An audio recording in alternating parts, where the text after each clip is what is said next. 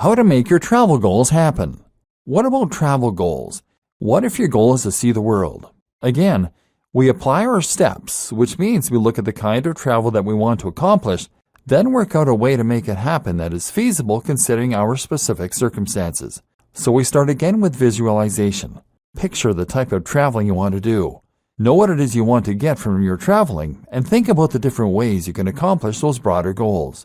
Then look at your circumstances. What is holding you back? Budgetary constraints? Family responsibilities? Fear? Then make your plan based on this information and break it into small steps. Again, this might mean thinking outside the box and taking the non-obvious route to success. You don't necessarily have to take the obvious route by taking a gap year and traveling to various far-flung reaches of the globe.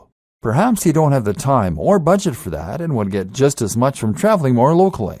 There are some incredible things to see and do in the U.S. if you're in America, or if you're in Europe, then you have the whole of the EU on your doorstep. This can present just as much adventure and variety, and even if it's not exactly what you initially thought, it's still going to scratch that itch and that need for exploration and discovery. Or how about just going for shorter time?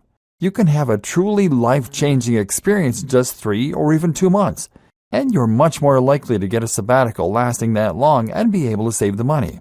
You can even change your strategy entirely and try taking lots of very small trips throughout the year. This might also be something that is easier to convince a partner of versus going traveling for months at a time. Money-wise, you might be surprised at how little you need to travel if you go during non-peak seasons, if you stay on people's couches, or if you use Airbnb. This means that you can earn a little money online to fund your travels.